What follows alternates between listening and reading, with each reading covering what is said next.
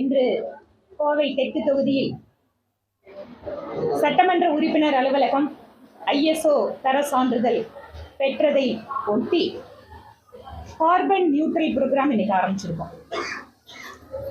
இதனோட அடிப்படை என்னன்னு கேட்டா, நாம வெளியிடக்கூடிய கார்பன் அளவிற்கு ஈடாக ஆக்சிஜனை உற்பத்தி பண்றதோ இல்ல கார்பன் வெளியிடுறத குறைக்கிறது அப்படிங்கிறதுக்கான ஒரு ப்ரோக்ராம்.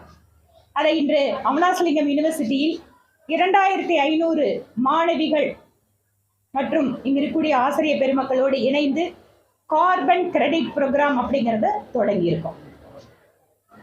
கார்பன் எப்படி நம்ம வெளியிடுவதை எந்தெந்த விதங்களில் எல்லாம் குறைக்க முடியும் அப்படிங்கிற ஒரு விழிப்புணர்வு நிகழ்ச்சியாகவும், வெர்ச்சுவல் ட்ரீ நம்ம ஒரு மரக்கண்ணை வாங்கி நட்டு வச்சு தண்ணி ஊற்றி அது வளர்ந்து எத்தனை ஆக்சிஜன் வெளியிடுகிறதோ அப்படிங்கிறத கணக்கு போட்டு நம்ம மரம் நடலைன்னா கூட நாம அன்றாடம் செய்யக்கூடிய செயல்கள், பயன்படுத்துகின்ற பொருட்கள் வாயிலாக ஒரு மரம் நடுவதற்கு சமமாக கார்பன் வெளியீட்டை குறைப்பதற்கான ஒரு முயற்சியை இன்று துவங்கியிருக்கு. இன்னைக்கு 2500 ஸ்டூடெண்ட்ஸ் 5 நிமிஷம் அவங்களோட செல்போனை ஆஃப் பண்ணி வச்சு இதை தொடங்கியிருக்காங்க. 5 நிமிஷம் செல்போனை ஆஃப் பண்ணோம் அப்படின்னு சொன்னா 5 கிராம் கார்பன், 5 கிராம் கார்பனோட நாம நியூட்ரல் பண்றோம் அந்த வெளியிடுறத.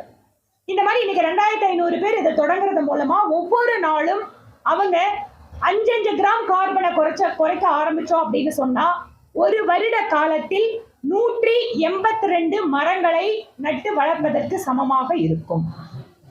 இந்த மாதிரி நிறைய விஷயங்கள்ல கணக்கு போட்டு பல்வேறு விதமான முயற்சிகள். இன்னைக்கு வெர்ச்சுவல் ட்ரீ ப்ரோக்ராம் ஆரம்பிச்சிருக்கோம். இன்னும் ஒரு சில ஸ்கூல்ஸ்ல இடம் இருக்கிற இடத்துல நாங்க மரக்கன்றுகளை வைத்து பராமரிக்கிறோம். இந்த மாதிரி பல்வேறு முயற்சிகள் எடுத்துட்டு இருக்கோம். இன்று இந்த carbon credit program, virtual tree program அப்படிங்கிறத இந்த யுனிவர்சிட்டியில இத்தனை ஆயிரம் மாணவிகளோடு சேர்ந்து துவக்கி வைப்பதில் சந்தோஷப்படுறோம்.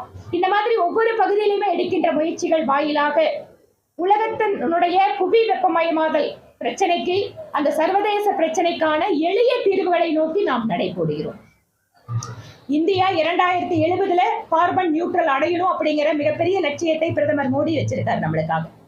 2030க்குள்ள நம்ம பயன்படுத்தக்கூடிய எரிபொருள் பாதி நான் கன்வென்ஷனல் எனர்ஜி சோர்ஸ்ல இருந்து கொடுக்கணும், எடுத்துட்டு வரணும்னு சொல்லி இன்னைக்கு 1 கோடி வீடுகளுக்கு சூரிய ஒளி மின் திட்டம், அதே மாதிரி விவசாய பம்ப் செட்டுகளுக்கு குசும் அப்படிங்கிற ஒரு திட்டம், சூரிய ஒளி வாயிலாக தண்ணி எடுக்கிறதுக்கான திட்டம், பல்வேறு முயற்சிகளை மத்திய அரசு எடுத்துட்டு இருக்கு. இங்க கூட தமிழ்நாடு கவர்மெண்ட் மஞ்சப்பை, மீண்டும் மஞ்சப்பை திட்டத்தை கொண்டு வந்திருக்காங்க. இதெல்லாம் எல்லாரும் சேர்ந்து எடுக்க வேண்டிய முயற்சிகள். அந்த வகையில் எங்களுடைய கார்பன் சமநிலைக்காக இன்று வெர்ச்சுவல் ட்ரீ ப்ரோக்ராமை இந்த தொகுதியில எங்களுடைய முயற்சியில் கோவை மக்கள் சேவை மையம் மற்றும் யூனிவர்சிட்டி இணைந்து இதை இன்னைக்கு தொடங்கி இருப்பது எங்களுக்கு மிகுந்த மனநிறைவை கொடுக்கிறது. ரொம்ப பாசிட்டிவான ஒரு சேஞ்சுக்கான ஒரு தொடக்கமா நாங்க பாக்குறோம்.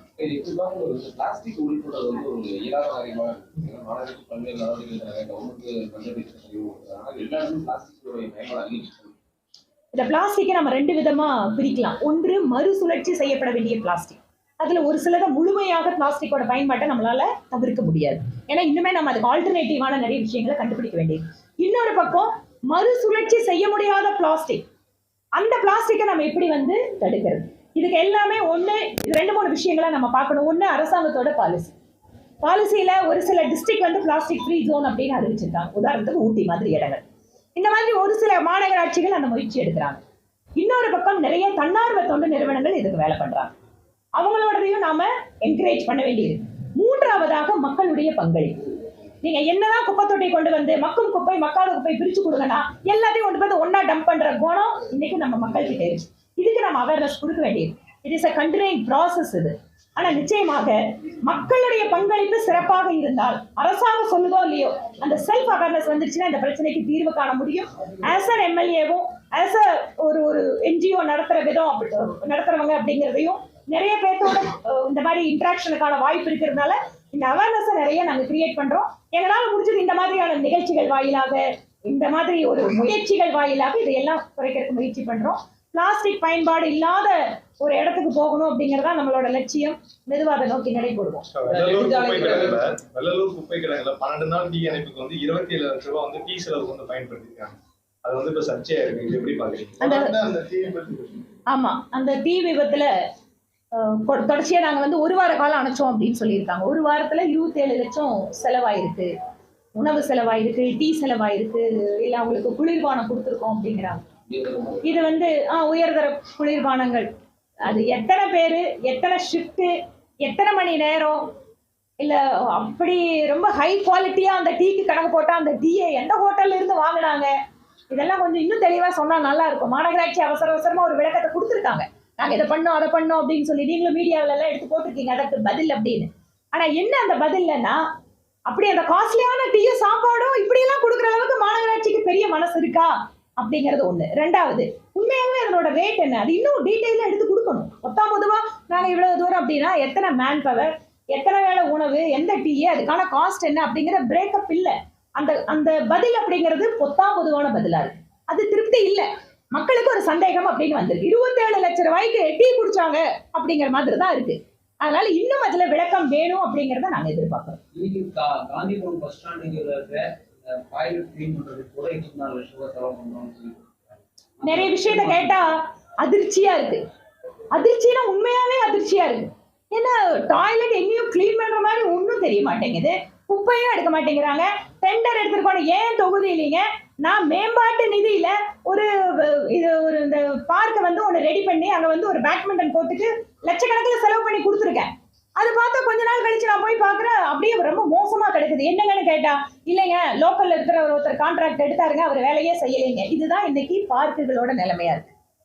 சோ இவ்வளவு பணத்தை செலவு பண்ற மாநகராட்சி அதற்கான தரமான சேவை வழங்கவில்லை என்பது ஏதோ நான் சொன்னா எதிர்கட்சிகளோட குற்றச்சாட்டுன்னு பார்க்கலாம். கோவை மாநகராட்சியில வாழக்கூடிய எல்லாத்துக்கிட்ட கேட்டாலும் இதான் பதிலா இருக்கும். குப்பை எடுக்கிறதுல பிரச்சனை, எங்கேயுமே பொது கழிப்பிடங்களை தூய்மைப்படுத்துறதுல வந்து கிளீனா இல்ல. ஆனா இந்த பணம் மட்டும் போயிட்டே இருக்குது. இந்த பணம் எங்கெங்கெல்லாம் செல்கிறது அப்படிங்கறத அந்த திராவிட மாடல்காரங்க கரெக்டா கண்டுபிடிச்சு சொல்லணும்.